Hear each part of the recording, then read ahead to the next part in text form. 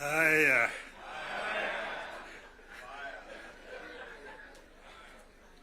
Mr. President, Deputy President, honorable members of Parliament, hamjambo. Hamjambo tena. Hey, I think I see almost a full house. Senators and members of the National Assembly. Thank you very much. I'm very happy to be here this morning to see you. I want to say that I am charged, but I'm not scared.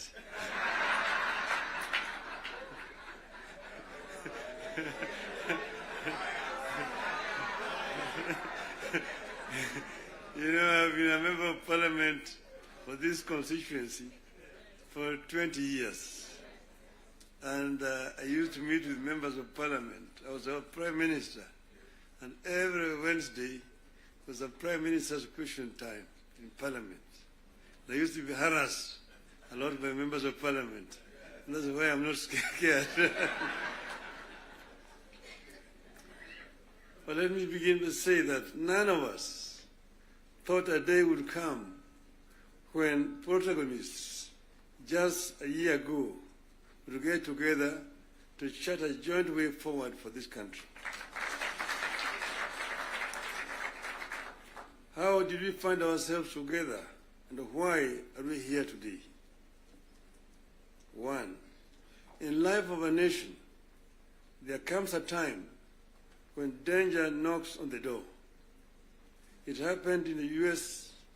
during the Civil War that threatened to dismember the USA as we know it today. There's a region today referred to as former Yugoslavia. Yugoslavia existed as a country between 1918 and 1992.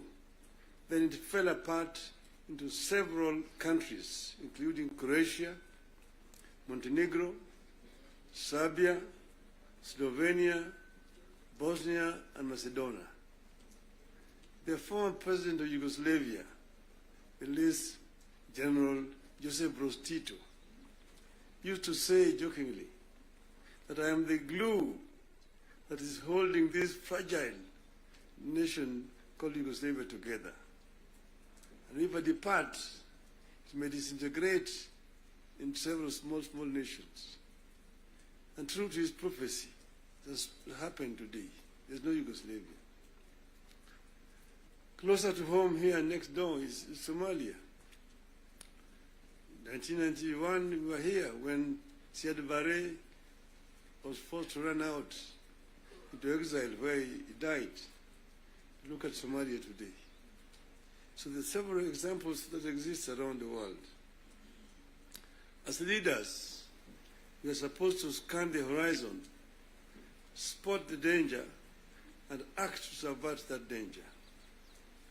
In 2024, that last year, we understood that the dark clouds that were gathering over Kenya could have been exciting, but they could also mark the end of Kenya. We decided that it is better to have an imperfect country that is struggling to mend its ways than to have a collapsed one.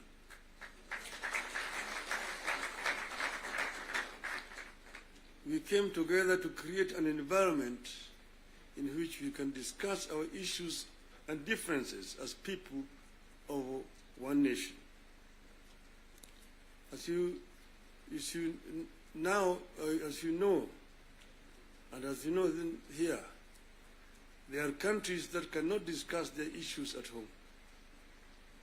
In my life, I've attended many meetings in London, Paris, Istanbul, Washington, name it, where African leaders are ferried to foreign capitals from their own collapsing countries to discuss issues they cannot discuss at home.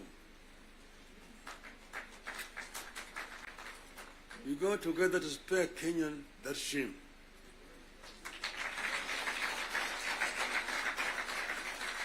Our object was and remains one, as one U.S. Senator called it, our country, our whole country, and nothing but our country. Having stabilized the nation, how have we performed in the intervening periods? How do we do better? How do we move forward in a way that respects the people of Kenya and that shows that we are alive to the circumstances that triggered our coming together and that we are acting on them? That is our object today. And that is why we are here today. We met and decided that we needed to have, for the first time, a joint parliamentary group meeting. We could now discuss with our members of parliament. It was over 2 months ago, I had an opportunity to discuss in this very same place here with the members of the executive. They came here and actually came with the blueprint of the performance, what they had done up to that time, and what they were intended to continue doing going forward. And I was very candid with them in my discussions with them.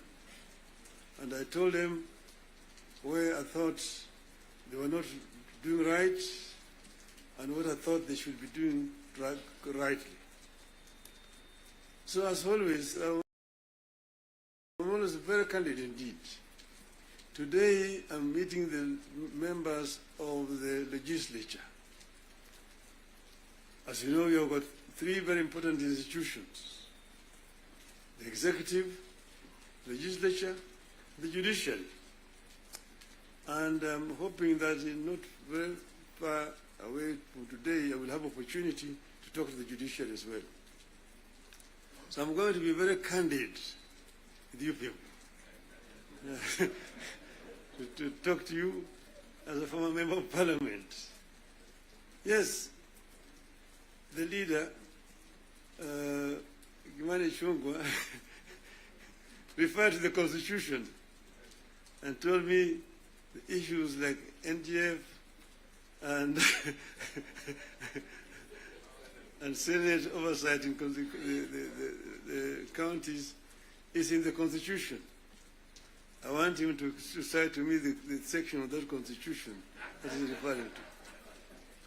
Because as you know, I was very involved with the Constitution, making Constitution of this country. And at another time, I would want to bring Professor Yashpal Gai, who was the leader of that Constitution making. And we went through very many issues. We had committees in the Bomas of Kenya dealing with various segments of that Constitution. The executive was one. Legislature is another one. Judiciary is another one.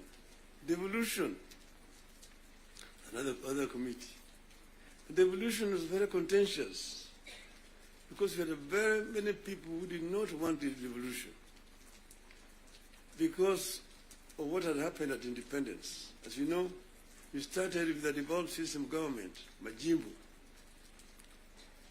The foundation of Majimbo was actually contentious because it was ethnic-based. The colonialists and the settlers had actually instilled fear in the people that the bigger communities, the bigger tribes at that time, the Luos and the Kikuyus, will lord it over the smaller tribes. And the smaller tribes need to safeguard themselves by creating regions and powers so that they can be able to be protected. That was the basis of Majimbo. And it was a very lengthy discussion at Lancaster House. So KANU accepted Majimbo in London, but with the understanding that they would change it after the independence. So after independence, KANU actually started to frustrate Majimbo by not remitting funds to the regional governments. I want to refer you to the Hansard in the Bunge. There's a motion that was moved by the then leader of opposition at that time, the late Ronald Ngala, of censorship of the Prime Minister, the Jomo Kenyatta, because he had refused to release funds to the regional governments. You need to read that debate. Ngala moved it. It was seconded by Masini Muliro, who was the deputy leader of the opposition. And then Kanu, of course, responded. First Jaramogi, Oginga Odinga, and then Tom Mboya responded to that motion. The motion was defeated, but that debate actually is very historical. And I want to refer you to it. Go and read what it said. Eventually, KADU, of course, had to fold up and dissolve, and then eventually Majimbo was also dissolved through a constitutional amendment. And then what happened was what? They created a Ministry of Local Government, which was given a lot of powers, Ministry of Local Government. So the Minister of Local Government became an executive minister, just like a Minister for Finance under that constitution at that time. And now they were county councils down there, that they capped 265. But then they could not do anything without authority in writing for the Minister of Local Government. So we had all these documents when we were there at Bomas. But then we said we wanted to give more autonomy to the counties so that service delivery could be better improved. We came up with regions at Bomas of Kenya. But there are people who really opposed devolution. The chairman of devolution in Bomas was called Dr. Odinga. He addressed the audience at Bomas, and by the time he finished talking, everybody said that man should be the chairman of that committee, and became the chairman of the committee. And he conducted the matter so well and so effectively that he became a marked person. What did they do to him? In broad daylight, around 11 o'clock, on Ngong Road there, off Ngong Road, in his residence, they sent assassins. And in the presence of his children, they shot him and killed him. The assassins of Mumbai were arrested. Eventually, they were released. So I just want you to know that the revolution has got very many people and very powerful people in this country today. Then, after that, of course, you know that ODM is a product of constitution making. And one of the founding members of ODM is sitting here with you. The other one is the former president, who is a member, and quite a number. We are going to have the 20 years of ODM in October, and all the founding members are going to be invited.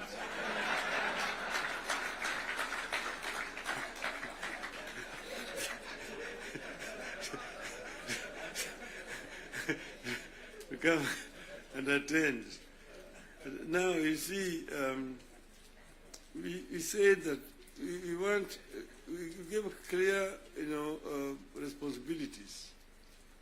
The executive, the legislature, and the judiciary. And the legislature is supposed to make laws that the executive uses to run the country. And the judiciary is then there to ensure that in implementation of these laws, the executive is not overreaching or violating the law, the constitution. But then, so the work of Parliament is representation, legislation, and oversight. Very clear, it's written there in the Constitution. Parliament is not supposed to be implementing. Parliament is supposed to be oversighting. It's not oversighting. And secondly, there is only two levels of devolution. There's, national and one level, county. Constituency is not an element of devolution. Devolution remains at the county. Down there at the constituency, the county government does implementation of the projects. I'm saying, correct.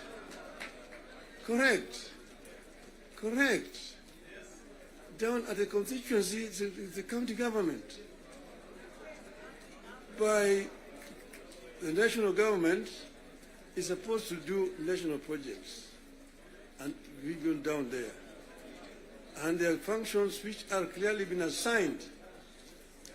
Functions which have been clearly been assigned to the national government. I will tell you,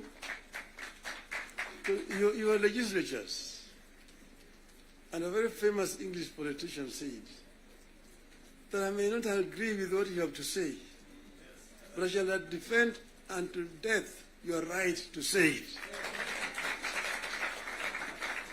So listen to me. Let me say it. And then you'll have a chance to come and respond.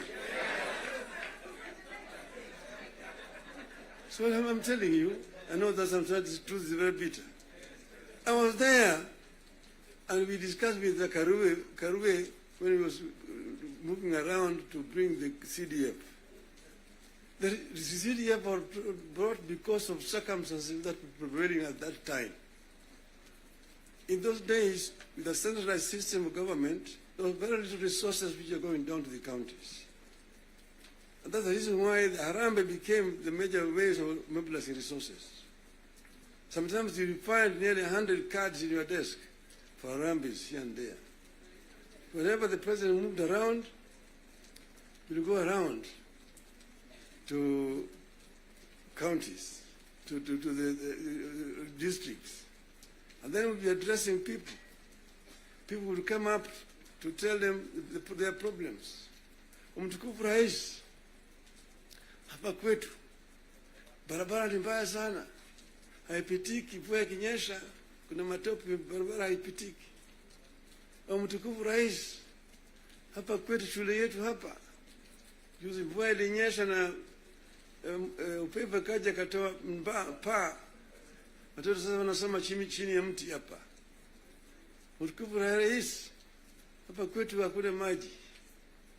Mtukufu Rais, hatuna stima na kadhalika. When he stands to respond, to say, nyinyi mnasema barabara ni mbaya, mnasema hospitali hakuna dawa, mnasema upepo imechukua paa ya nyumba. Mjumbe wenu anafanya nini? Yeye anapiga tu kelele kule kwa bunge. Anapiga tu kelele kwa bunge, hajali mambo ya maendeleo kwake. Kwa hiyo mimi nitatumia mtu kuja kufanya harambee. Lakini leo mimi nitatoa pesa ya kujenga hiyo shule. Kujenga hiyo nyumba. Nitatoa pesa na kadhalika. That was the end of it. So the MP was the one who was being blamed for the failure of the national government to do certain things in their constituency. And that's the reason why we came up with the idea of CDF. That was that time. Exactly that was that time. But then the constituency is now falls under the devolved government, which is being led by the governors. So constituency is not a devolved unit. And members of Parliament themselves should not be involved in development because they're supposed to be oversighting. They're supposed to be oversighting. If you have yourself being involved in construction of roads, building of schools, hospitals, who is going to oversight you? Who is oversighting you? So, Mr. President, I hold very clearly that these MPs know that they should not have any business in trying to implement projects in their constituency. Implementation of projects should be left to the county government. Secondly, the oversight, the national parliament oversight the national government, whether it is the National Assembly or the Senate. Oversighting of governors, the responsibility of MCAs, members of the county assembly, not the senators. It's not the responsibility of the Senate to oversight. Senate wasting time of governors to come and answer questions about roads in the counties. And thirdly, the issue of extortion. The issues of extortion. The issues of extortion. Majority Leader, you talked of, you didn't talk of extortion, you talked of lobbying. Lobbying is okay. In the US, you've got lobby firms which have formed to lobby the members of the Congress. They come to lobby, they're known, they're officially registered as lobbyists. They come to lobby the members of parliament. But lobbying is a different thing from extortion.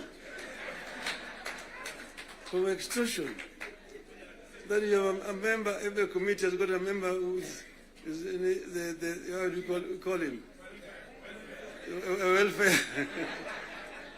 Welfare Bungi is giving a very, very image of Parliament that members of Parliament should not be soliciting funds from because you see, listen to me, you know, the environment that we are creating here in this country is very, very hostile to investments. Foreign investors who come to the country bring their resources in the country to invest it here. And when they bring their resources, when they find there's too much bureaucracy and there's too much extortion, they run away. Private capital is risk shy. Risk shy. And when, for example, somebody has come with his resources to start a project, and then you find somebody beginning to make noise that, oh, this project has not been approved. This project has not been approved. Or this project is being corruptly implemented. They run away. They run away. And delaying of the projects. And you find a situation where members of parliament inviting parastatals and so on, and even purporting to be cancelling projects that have been signed. That is the work of the executive, not the work of the legislature. So the legislature should not be competing with the executive in terms of implementation of projects. Allow the executive to implement and just correct them when they go wrong. That's the country will develop. Create a healthy environment for implementation of projects in the country. Then this country will develop. I know I'm being too honest with you people. And I know that the facts, the truth sometimes is so painful, but I think it is important to say this to honorable members of parliament. Thank you very much. May I now invite my brother to come and address you people.